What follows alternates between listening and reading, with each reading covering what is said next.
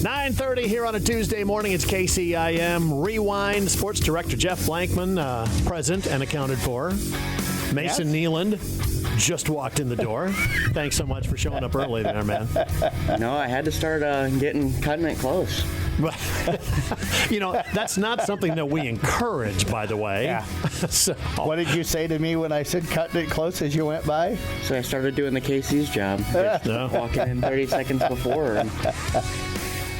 What if I start showing up at 9:30? I mean, my shift starts at 6 a.m., so probably not going to work that Don't well. put that pressure on me. So anyway, we got a great interview today. Of course, as we get ready for a very busy spring ahead. Drake relays are coming up a little bit later on this week. Man, we got state track is not that far away. A month away. Yeah, and graduations and all of that. So it's going to 2 weeks. It's about to get crazy busy on all this scene. But we had to have time to talk to this guy here this morning on KCIM Sports Rewind. It is former Carroll High standout, former USD standout, former USD, and it pains me to say this, former USD men's assistant basketball coach Casey Kasperbauer joining us. And he is the brand new head coach of Upper Iowa University. Casey, first of all, congratulations on the job. It's killing me to see you not in Vermilion anymore, though. Yeah, thank you. It kills me sometimes as well, but obviously an opportunity I couldn't pass up. But I appreciate you guys having me on. I'm excited to talk to you guys today. Yeah, 4 years as a standout player, 7 years as a coach. I mean, it feels like you just never left college, didn't it? Yeah, a little bit. I've joked that I had a gap year in between playing and coaching at USD because I played for 4 years, as you mentioned. I went overseas, and then I spent basically 8 months in Des Moines, and I was doing skill development training and stuff like that, just trying to figure out what, my career looks like. And honestly, the director of ops spot at South Dakota kind of fell into my lap. I got lucky. Coach Todd Lee at the time got hired and was looking for basically a guy that was me, a former player, a guy that wants to get into coaching, who's hungry to get better, and so hit the ground running. And like you said, I mean, 11 years in Vermilion just seems kind of crazy to me. I'm 31 years old, so over a third of my life was spent in Vermilion, and awesome experiences there. Can't say enough positive things. Obviously, I'm biased because I am an alum, but I just appreciate everything Vermilion is about, and the campus, the community, the support that we had there kind of can't be understated, and I loved my experience in Vermilion. Casey, Jeff Blankman here. First of all, congratulations again. It's odd to not see you up at USD anymore, but you talk about your time there, but you're also now a new father. You and Lindsay had a baby here recently and stuff. So how tough was that, and leaving the place where you said you've spent over a third of your life at? How tough of a decision was that? No, it was tough. We did kind of think, though, if there's a time to move, there is a world where this time is better than, when our daughter is in school and has made her friends and has started, making those core memories. And not to say that we wouldn't move again, obviously. If other better opportunities come about, we always have to think about that as well. But I think more than it being a difficult decision, it's just been really hard to keep our heads above water the last month. So I think I texted my dad that the other day. He's like, "What's going on?" I said, "I'm just trying to keep my head above water right now." So right now it's, I'm going back and forth from Fayette to Vermilion. Lindsay has a full-time job, and we have a little 5-month-old running around trying to put everything in her mouth. So it's fun. It's a fun challenge. We knew when I signed up for this career, and you hear it all the time, but the coaching world is just crazy. And in the snap of a finger, the whole coaching carousel can begin. And this is just one step along the way, but we're really excited. Lindsay played at UNI, and so we're familiar with this area, and we're 45 minutes from Cedar Falls, living in Fayette or being in Fayette. So there was some familiarity too, but yeah, it's always a family decision, and Lindsay's super supportive, so it was an easy one. Tell me how it all came about. Did you hear about the opening? Did you apply? Did they come to you? How did it all happen? Yeah, so kind of an open book with this, with how it all came about. But Brooks McCowan, the old head coach here at Upper Iowa, I had heard his name in the mix for a lot of different jobs. And obviously he took Missouri Western State, but his name was in there for a lot of open jobs. And Brooks is a friend of mine. Brooks is actually the first person to offer me a job when I was done playing. So I've known him for over a decade. And I just lobbed a text out to him essentially, and I said, if you get a job, would you mind throwing my name in there for Upper Iowa? He said, of course. I think it was the next day he took a job. And so, and then that evening I got an email from the athletic director, Rick Hartzell here, and he said, if you'd be interested in the job, can you call me at 9 a.m. tomorrow? And I called him. It moved super quickly. I called him. He explained the job. He explained that they're interested in me. And I think 5 days after that, I was on campus. I got offered the job. And the very next day, I took the job. So it moved a lot quicker than most head coaching positions go. And usually it kind of gets drawn out. It takes till after the Final Four. Well, this was done not officially before the Final Four, but unofficially it was done before the Final Four. So it was very quick. It was maybe too quick for us to kind of process it all at once, but again, super excited and a no-brainer decision for sure. Casey, it sounds to me like the transition should go fairly easy. You know the program, you knew the former coach, and you're walking into a program that was 21-9 a year ago, so there's some talent on board. There is. I think it's a both-and situation where I do have familiarity with a lot of the players on the team, too, because I've recruited the region forever. Vermilion's not that far away, and I recruited Iowa, and 18 of the 22 players on the roster last season were Iowans, so I knew of nearly all of them. At the same time, 5 of the top 6 players are gone, so we do have a lot of usage, a lot of efficiency to replace. Now, I will say that with the other guys, mainly 7 through 12 or 13 on the roster this past year, there's going to be opportunities for them to step up into those roles where now, a couple of them can compete for starting positions or just bigger roles. So I say that to say there is still a lot of work to do from a personnel standpoint. But as you mentioned, Brooks has laid the foundation. He did an awesome job, multiple 20-win seasons, and has kind of found the formula for the way you have to play, but also the way you have to recruit in a unique town like Fayette. Casey, you mentioned that, of course, you're moving there and it's all gone very quickly, but you've got to quickly adjust to being from an assistant coach to a head coach, deciding what you want to do. You're not going to run the same program as the previous coach. So what things are you looking at that you might do a little differently and just do differently as a new head coach? Yeah, for sure. Like you mentioned, I'm sitting in a different chair now. So you realize quickly, it hits you in the face that, okay, you have to make these decisions. For the last 7 years, I've just been making suggestions. I never really I made a couple decisions, but not the big ones. So it's a challenge. It's really, really fun. I prepared myself for this moment for a really long time. So that's exciting. But to your question, I think, we'll play faster. I really like the idea of getting up and down the floor. That might require you to play more players too, which I do like that idea. Give everyone a shot, or almost everyone a shot on the team to play, especially early on. Defensively is probably where it gets to be a lot different from what Upper Iowa did last year, as well as what South Dakota did last year. A lot of, on both sides, a lot of pressing, a lot of playing, trying to play fast on defense too, and trying to force turnovers. And based on what I've seen this spring from the personnel, and then studying the GLVC, the conference that we're in, I think you got to have a little bit bigger guards.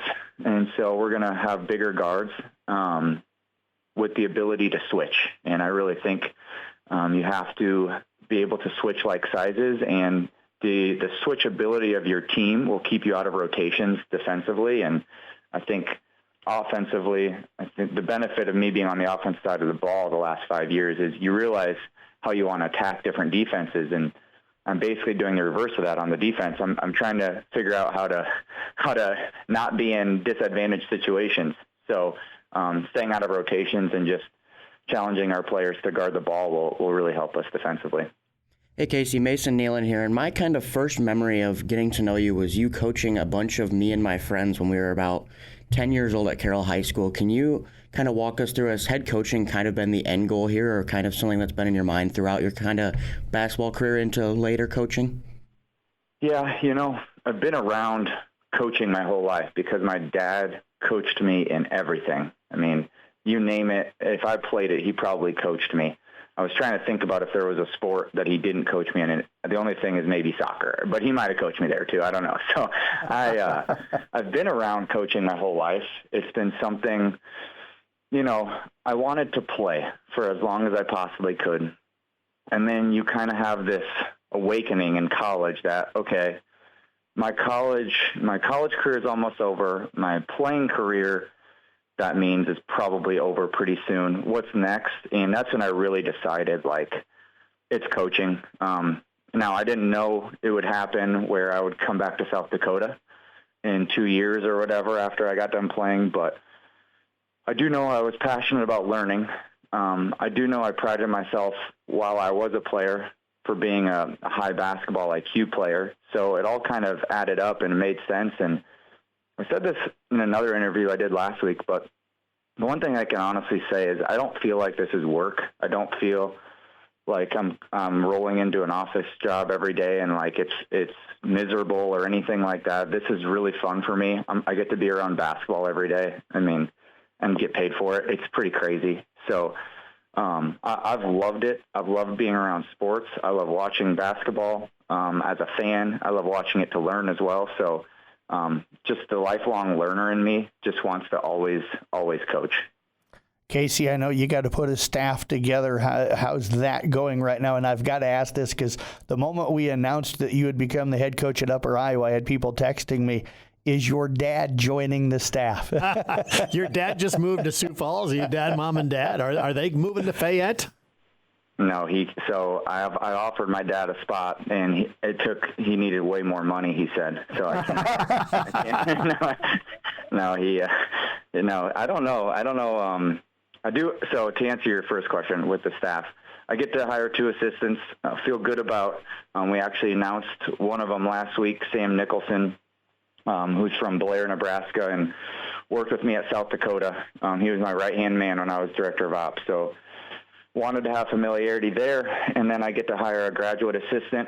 So unless my dad wants to go back to school, we can pay for his master's. It's not going to be my dad that I hire, but no, I'll hire somebody that's fresh out of college in the GA spot, and someone who wants to get their master's for free, but also get into coaching. And I've interviewed a few candidates, and we're close. The one thing at this level I'm learning, at the Division I level, you can have summer access, meaning you can work out your players all summer, and you can mandate it. And here at Upper Iowa and at all Division IIs, you can't do that. So you essentially have summers off. So spring semester ends this week at Upper Iowa.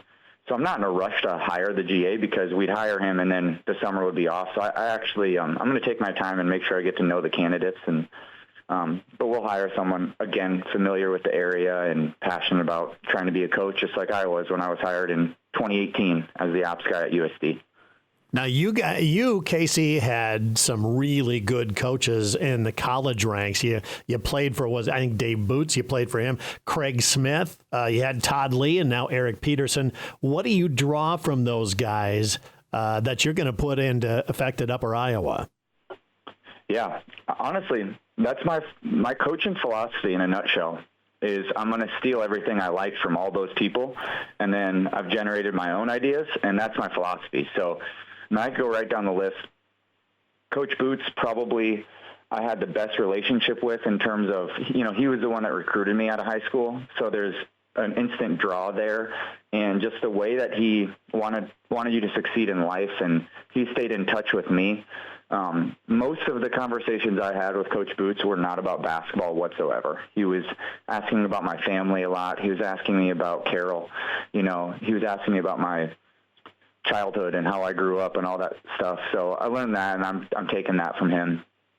Craig Smith, obviously elite motivator. He worked his way up all the way to the Big 12 with Utah this past season before he got let go, but a super successful coach that's played NCAA tournament games.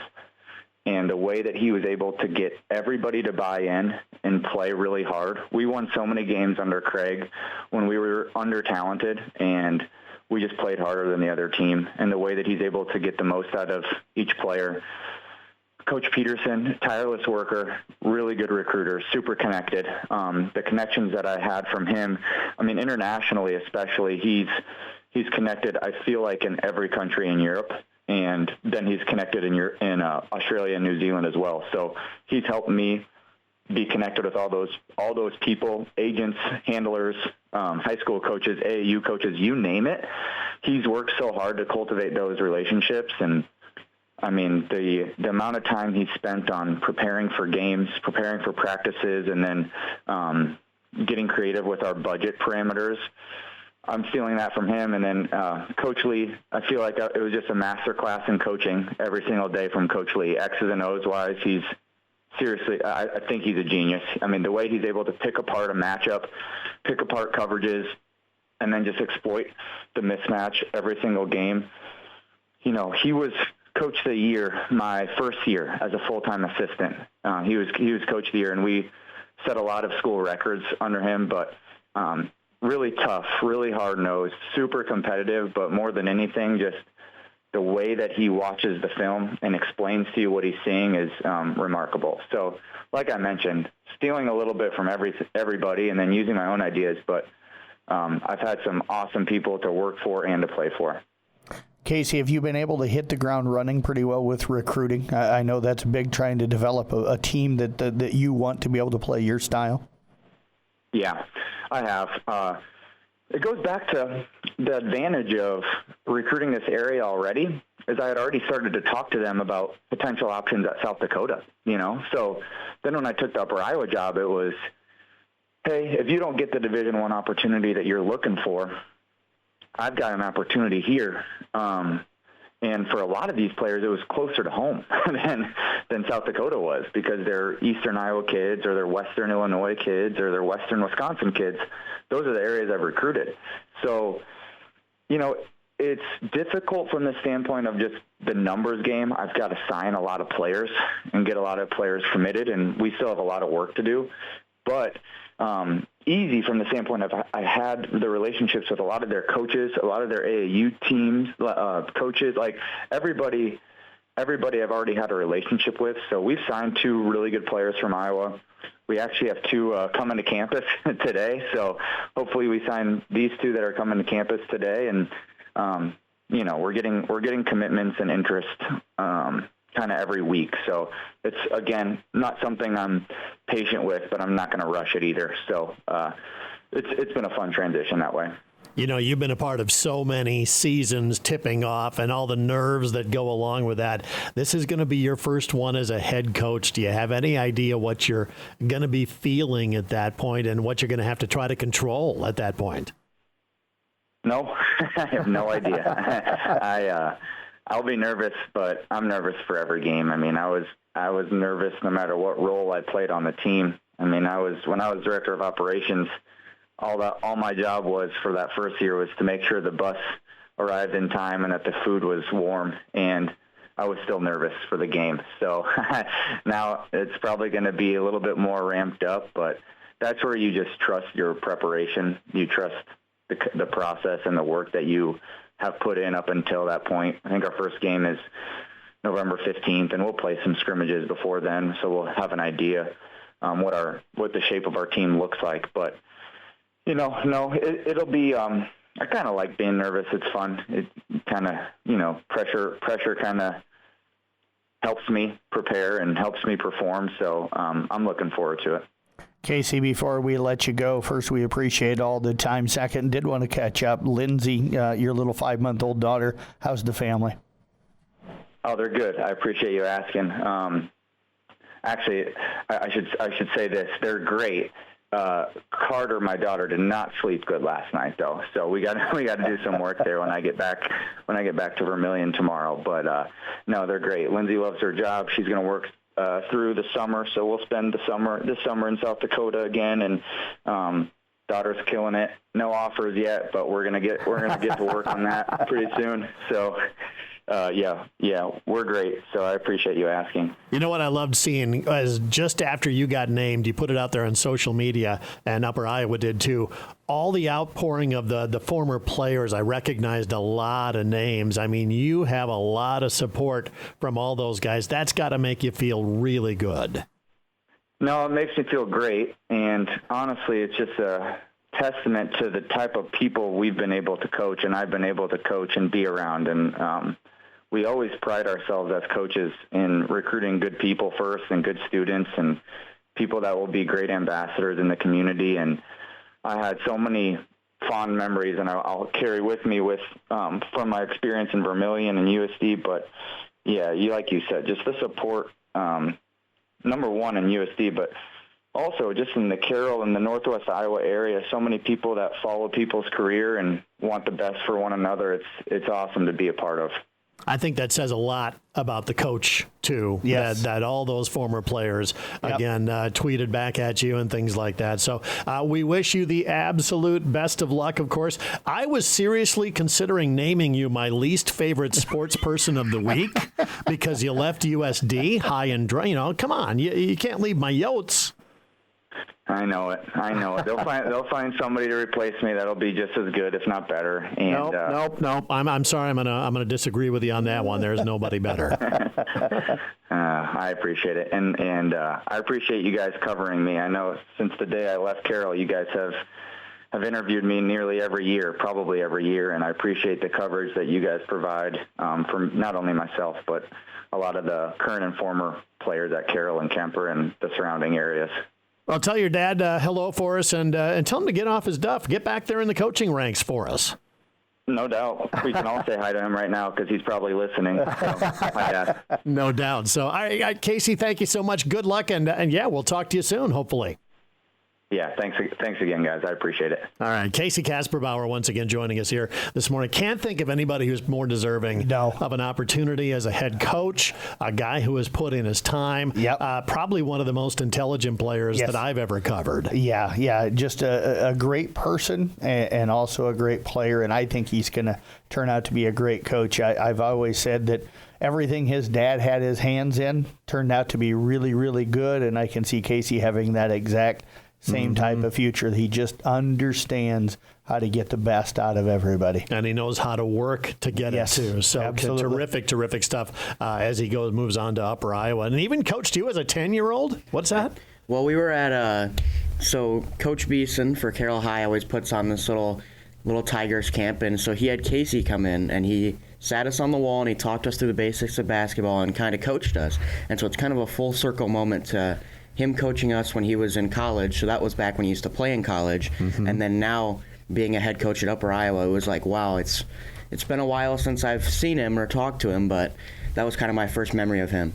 Yeah, my biggest memory of Casey was that sub-state game where he just went off. It was over at Ames High School. Hit like 8 or 9 3-pointers in the first half or something like that. It was just insane how on fire he was. Yeah, for me, it's not one game. It's the fact that you heard him say he liked pressure. Every time there was a big moment in a game when he was in high school, he wanted the ball because he wanted that pressure. He wanted to be the guy to have to make a play, whether it was make a shot or get a teammate open. Casey thrived in those pressure situations. If you're putting a Mount Rushmore of just Carroll High basketball players together, Casey's on it. He is, for absolutely. Sure. All right, that is once again Casey Kasperbauer joining us this morning. We're back with more Rewind coming up. As the athletes at your house prepare for hard work and fun of the season, remember that St. Anthony Rehab Services provides physical therapy therapy for any sports injury that may sideline your member of the team. Sports injuries can plague kids of all ages and keep them from playing the sport they love. Athletes will be under the direct supervision of a certified and licensed healthcare professional in the newly renovated sports performance facility. If an injury is keeping your athlete out of the game, call St. Anthony Rehabilitation Services at 794-5000 for sports injury and treatment rehab. It is KCIM Sports Rewind. Of course, Casey Kasperbauer joining us a little bit earlier. You guys want a trivia question here real quick? Sure. All right. We'll see how bad we can sound. Well, see, we're going to talk about baseball now. Okay. Something you've probably not paid any attention to. A little bit. My Reds are, bullpen's terrible. So Yeah. Normal. better for the White Sox. You don't know terrible until you're a Twins fan. We're barely beating the White Sox for crying out loud. That's how bad we are. that's his team, by the way. I know. The White Sox are terrible. Yeah, and the Twins are next to terrible. They're terrible adjacent. So we got the bottom two teams in the terrible AL Central. So American League generally has gotten the better of the National League when it comes to like fast starts for teams, things like that. There are five. There's more National League teams than American League teams that are up to 14 wins on the year. Give me the teams that have 14 wins or more. There's 5 NL, 2 AL. Okay. So how close have you been following? Let's start with the American League. There's only 2. Yankees? Yankees are one of them. Yes, that's correct. I have no idea who the second is. I'm going to guess Baltimore just because they routed the Yankees the other day. Nope, not the Baltimore Orioles. Angels. No, not the Angels. Okay. They were leading the West for a while. Were they? Yeah. Wow, that's pretty crazy. Yeah. They've been cellar dwellers like For a long time. Yeah, like your White Sox. His White Sox, not mine. I'm a Reds fan. Second one, you want the second one? Yeah. The Detroit Tigers. Okay. That is insane to me. They had the 2 guys they drafted in like 18 and 19. I can't think of the names right now, but they were the number 1 picks those years that are really off to good starts. All right, 5 NL teams have 14 wins or more. Dodgers, Cubs. Dodgers, Cubs, yep, the Cubs are in there. Which, shockingly, the Cubs are there. They have played literally nonstop. The Dodgers, the Padres, the Arizona Diamondbacks, and they have just been playing some of the best teams in the National League. And they're 14 wins now. And you probably named one of them there in the Padres. Yep, Padres are another one. So that's 3. That's the Dodgers, the Cubs, and the Padres. Who else? I'm going to throw Houston in it because they're usually good. But nope. yeah, Houston is an American League team. Oh, that's right. Yeah, no? They did switch over. Yeah. I'm still used to them being in the Reds division 25 years ago. So yeah, there's 2 more. Another one out west. Another one out west. Which surprised me. San Francisco? San Francisco Really? is a 14-win team. Wow. And there's another one in the East. Not the Mets. The Mets. Really? Yeah. And the Arizona Diamondbacks have 13 wins. Okay. So the West is really tough. Yeah, the Cubs have had that steady American or National League West diet so far. And they got another 2-game series with the Dodgers coming up tonight. But there you go. They're your 14-win teams. Okay. So 5 in the National League, 2 in the American League only. I'm glad you told me Detroit. I probably would have taken a while to get there, even though I just read an article the other day about the fact that they've been off to a really hot start this year. I would have thought Cleveland maybe. Yeah. Because they've always gotten a more talent than you give them credit for. Yeah. Didn't they rout the Yankees as well the other day? Anybody who routs the Yankees is good in my book. That's why I bring it up. Not that Yankees fan. So Drake Relays are coming up at the end of this week. That seems insane that's this fast. Yeah, Thursday, Friday, Saturday. We've got 2 local kids that qualified this year. Cal Hayden from Coon Rapids Baird will be in the high school boys shot put. That'll be Thursday afternoon at 3 o'clock. And then luckily, right after that, Trayvon Keeley from Peyton Jourdain will be in the boys high school high jump. And that's at 4:30 on Thursday afternoon. So those 2 events would go back to back for us. Only 2? Just 2. It's hard to believe that we only had two kids qualify for the Drake Relays this year. Because there's been some years where we've had multiple, quite a few kids that qualify. Yeah. I went through all the qualifiers. I think it was Sunday morning, and I actually went through it a second time. I hope I didn't miss anybody. No coaches have called and yelled at me or emailed me, or no parents have, messaged me and tell me that I missed anybody. So I went through every single qualifying high school stuff, what they posted that had qualified twice on Sunday morning before I posted our list because I didn't want to miss anybody. But yeah, just 2. Bad news is it's not looking real good for the weather forecast on Thursday. Typical Drake Relays. Cold, windy, rainy, It's usually windy and rainy for sure, which makes it generally a little chilly. Well, with just the 2 field events, they'll get that wrapped up on Thursday. So there will not be any local events that happen on Friday or Saturday. Right. So you guys are not going to spend time freezing down there on the Blue Oval. Thursday, though, is supposed to rain, if I understand correct. Yeah. 90% chance of rain, I think, on Thursday, at least for us anyway here. Do you know any rain gear? I got some rain gear. Okay. You bring it all along, man. Bring every bit of it that you possibly can. So, other headlines going on for the spring sports season? Well, as much as it pains me, and it does pain me to say this, Bill Winger reached out to me today to remind me that the Iowa Hawkeye Banquet that Mason will be going to next Tuesday is going to be over in Arcadia, and it hurts to have to say that. Yeah, and Ben McCullough so far not part of the coaching staff, but they might add. Right. Yeah, they may add him. Who knows? Yeah, that's so far it's been kind of the usual suspects. Of course, longtime coaches at the University of Iowa, and you got Gary Dolphin there too. So reach out to Bill or anybody that iClub members that have those tickets. Well, I got a little plan for Jeff here. I didn't want to spoil it yet, but I'm going to get a picture with Kirk Ferentz, make sure to print it out and put it on our desk, and I'll keep a couple extras so that when that one goes missing, I can keep slipping them into the car that we drive and on our desk and everything, just so it's a little reminder for him. I have said this before. I'm not a Hawk fan. Anybody that knows me knows that. But I like and respect Kirk Ferentz. Back years ago when I used to go over to the event, before we always had an assistant that's a Hawkeye fan, Kirk would walk in and he would remember you and he would talk to you, and he was a classy guy. So as much as I'm not a Hawkeye, a picture of Kirk Ferentz isn't going to burn me too bad. You know, those guys are successful for a reason. Yes, and absolutely. That is part of it. That's a big part of it, is remembering those people.